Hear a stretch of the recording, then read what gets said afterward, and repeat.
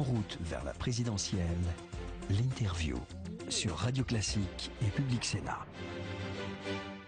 Bonjour à tous, nous avons le plaisir d'accueillir ce matin Jérôme Cahuzac, président socialiste de la Commission des Finances à l'Assemblée. Bonjour Guillaume. Bonjour. Avant qu'on parle évidemment de la campagne électorale, vous connaissez tous les chiffres, vous avez le droit d'aller à Bercy depuis la dégradation par une agence de notation de la France. Quelle est la situation exacte du pays en quelques mots? Elle est très grave ou est-ce que c'est possible de s'en sortir?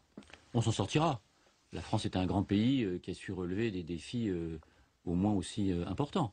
Mais incontestablement, la situation est extrêmement délicate. Il suffit de se comparer avec l'Allemagne, qui est en réalité à la fois la référence pour la France ces derniers temps, mais surtout notre partenaire principal, politique et économique, le pays auquel nous avons l'habitude de nous comparer. L'année dernière, la croissance en Allemagne est de 3%, elle est de 1,6% chez nous. Le chômage en Allemagne est à un niveau historiquement bas. Il est à un niveau historiquement élevé en France. Le commerce extérieur en Allemagne est de 160 milliards d'euros en positif, d'excédent.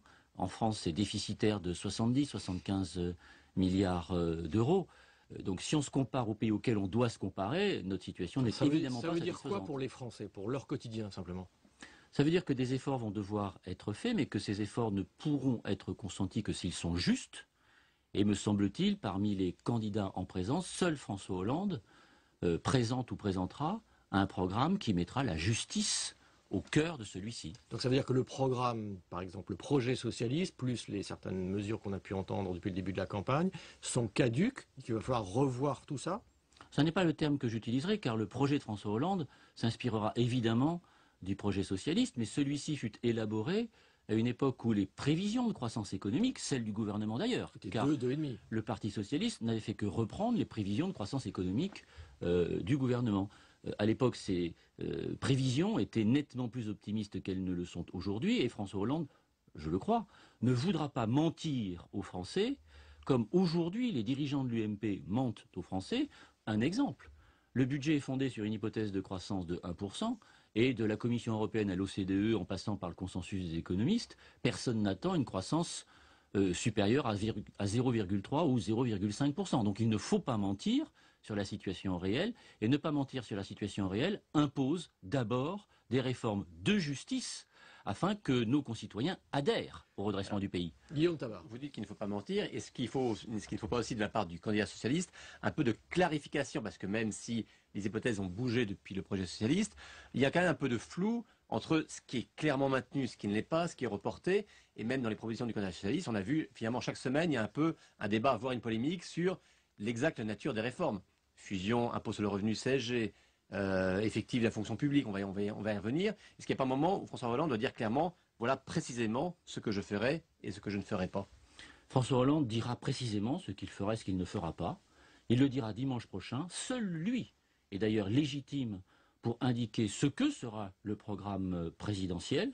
Personne ne peut parler en son nom, pas plus un autre que moi-même, même si, me concernant, j'ai, me semble-t-il, le droit de rappeler ce que furent les combats de l'opposition socialiste au Parlement et notamment à l'Assemblée nationale, en particulier concernant les suppressions de postes dans la fonction publique d'État. Nous menons ce combat contre cette politique gouvernementale depuis maintenant plus de 4 ans, et je n'ai rien fait d'autre que rappeler ce combat. Alors vous faites allusion à ce que vous avez rappelé sur les fameux 60 000 emplois dans l'éducation nationale promis par François Hollande. Vous avez précisé que ces emplois seront créés par redéploiement, donc il n'y aurait pas de création nette au sein de la fonction publique. Benoît Hamon et d'autres dirigeants de la gauche du PS vous ont vertement critiqué en disant en gros que vous faisiez la même approche que la droite. Qu'est-ce que vous leur répondez? C'est moins à eux qu'il s'agit de répondre que de préciser les choses. Je suis élu d'un département où quand il faut préciser, on dit on va mettre le chat sur la table et on va compter les pattes. Bon, eh bien, comptons les pattes. Alors, comptons les pattes. Comptons les pattes. Il y a dans la fonction publique d'État, car naturellement, tout cela ne concerne que la fonction publique d'État et pas la fonction publique hospitalière. Et donc, la comparaison qui a été faite, elle est peut-être frappante, mais elle manque peut-être un peu de rigueur et d'honnêteté intellectuelle. Donc, dans la fonction publique d'État, il y a chaque année 60 à 65 000 départs en retraite. Aujourd'hui, un poste sur 2 occupé par ces fonctionnaires partant en retraite est supprimé. Nous avons toujours dit à l'Assemblée, mais toujours, que nous reviendrions sur cette politique-là, tout simplement parce que démembrer l'État affaiblir les services publics, ce n'est pas rendre service à la France, ni aux Français, qui ont besoin d'un État efficace et de services publics, tout simplement, les services publics n'étant qu'un instrument de justice via la redistribution que cela permet. Et donc, dès lors que nous revenons sur cette mesure, ça veut dire qu'il y a une marge de manœuvre de 30 à 35 000. C'est-à-dire que tous les départs en retraite seront compensés intégralement. Naturellement. Dès lors que nous revenons sur la suppression de 1 sur 2, cela veut dire que tous les postes sont compensés, et dès lors, à effectif constant dans la fonction publique d'État, sans augmenter le nombre de fonctionnaires pour l'État, il y a une marge de manœuvre que François Hollande décidera d'affecter selon ses choix politiques. J'ai cru comprendre que ces choix politiques concerneraient l'éducation nationale, la police, la gendarmerie, la justice. Le terme technique est effectivement... Les 10 000 dans la police, on n'en parle plus tellement.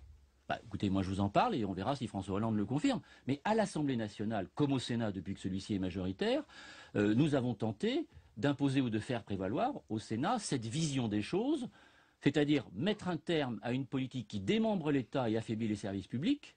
Dès lors, il y a une marge de manœuvre chaque année de 30 à 35 000 postes. À François Hollande de décider où ces postes seront affectés. J'ai pour ma part la conviction que les engagements qui furent pris seront évidemment tenus. Jérôme Cahuzac, donc quand vous dites ne pas mentir aux Français, certes ça s'adresse à l'UMP, on l'a bien entendu, mais ça s'adresse aussi à une partie de vos troupes, en l'occurrence Benoît Hamon, Henri Emmanuelli, Marie-Noëlle Lienemann. Il faut dire la vérité. C'est ça que vous nous dites ce matin. Ce que je dis, c'est que depuis que l'opposition fait son travail à l'Assemblée, c'est-à-dire depuis 2007, nous avons toujours affirmé que cette politique n'était pas bonne, nous avons toujours dit que nous abrogerions cette mesure. Dès lors que nous abrogeons cette mesure, cela veut dire que les 60 à 65 000 fonctionnaires qui partent en retraite seront désormais remplacés. Il y a donc une marge de manœuvre de la moitié.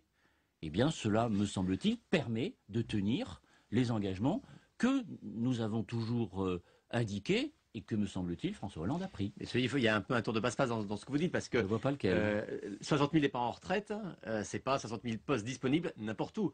Donc si vous créez 60 000, même sur 5 ans, dans l'éducation nationale, puisque c'est effectif constant, il faut quand même les prendre ailleurs. Donc même s'il y a des départs en retraite dans un domaine, ça veut dire qu'ils ne sont pas remplacés dans tous les domaines. Donc il faut dire clairement, là où les fonctionnaires partent en retraite ne seront pas remplacés. Oui, il faudra le dire, il faudra surtout le faire. Où, par exemple? Mais vous plaisantez. D'abord, c'est à François Hollande à confirmer ce que je viens de vous dire.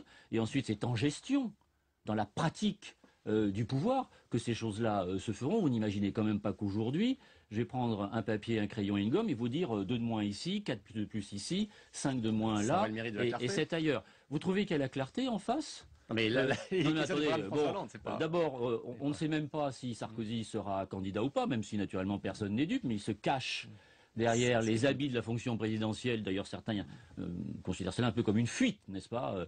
On ne sait même pas s'il est candidat. Son programme, j'en parle même pas. Le programme de l'UMP coûte 30 milliards d'euros, on ne sait même pas comment il le finance. Il était pour le vote des étrangers, il est contre. Il était pour le mariage homosexuel, il est contre. Il n'avait pas été élu pour augmenter les impôts, il ne cesse de les augmenter. Vous nous demandez de la clarté.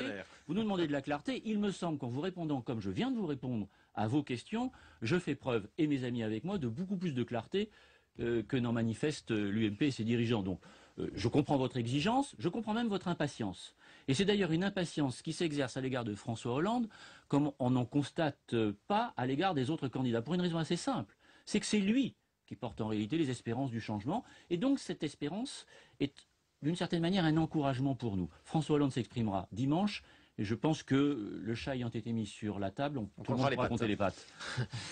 Nicolas Sarkozy, aujourd'hui, organise un sommet social dont on attend socialement un certain nombre de mesures. Vous êtes forcément déjà critique avant.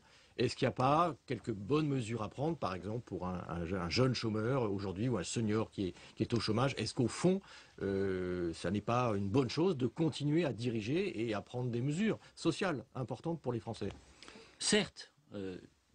Néanmoins, vous dites que nous sommes critiques avant. Il me semble que le président de la République a lui-même indiqué ce que seraient les mesures qu'il avait déjà décidées avant le sommet social. L'augmentation de la TVA, j'ai cru comprendre que on parle de 2 points. Oui, enfin, le principe de l'augmentation de la TVA me semble acquis pour une politique que je crois inefficace dans l'objet qu'elle poursuivrait, améliorer la compétitivité du pays, avec en revanche des conséquences maximales sur le pouvoir d'achat des Français. Or, nous démarrons l'année en récession, la consommation des ménages est un élément essentiel de la croissance économique du pays. Compromettre Ce qui fait l'essentiel de la croissance économique du pays au moment où ça va mal ne me paraît pas de bonne politique économique. Et au fond, Nicolas Sarkozy continue dans les erreurs de gestion qu'il a accumulées depuis le début de sa présidence. Mais sur la TVA sociale, vous ne croyez pas qu'un allègement des charges sur les entreprises permettrait de renforcer leur compétitivité? Beaucoup de nos voisins l'ont fait, quand même, sur la compétitivité. D'abord, la TVA sociale, il faut expliquer ce que c'est. C'est une augmentation de la TVA. En compensation, on appelle de TVA charge. sociale ce qui est une augmentation de la TVA, c'est-à-dire un impôt qui, en proportion des revenus, est l'impôt le plus injuste. François Hollande souhaite redresser le pays par la justice. Nous n'estimons pas, il n'estime pas, je pense qu'il le confirmera à raison selon moi, nous ne pensons donc pas que augmenter l'impôt le plus injuste soit la meilleure façon de rétablir la justice dans ce pays. Sur le fond de la mesure, puisque vous m'interrogez là-dessus, le coût du travail dans ce pays représente 20 à 40% du prix d'un produit fini. Faire baisser le coût du travail de 5%, puisque c'est ça l'objectif de l'augmentation de la TVA, faire baisser le coût du travail de 5%, c'est donc faire baisser le prix du produit fini de 5% de 20 à 40, c'est-à-dire de 1 à 2%. La seule appréciation du dollar par rapport à l'euro ces dernières semaines a permis une amélioration de la compétitivité de plus de 10%. Les entreprises allemandes, chaque année, font des gains de productivité et améliorent leur compétitivité de 2, 3, 4%. Cette mesure, je ne dis pas qu'elle n'aura pas d'effet sur la compétitivité, je dis qu'elle aura un effet tout à fait marginal de 1 à 2% pour une contrepartie négative maximale sur le pouvoir d'achat.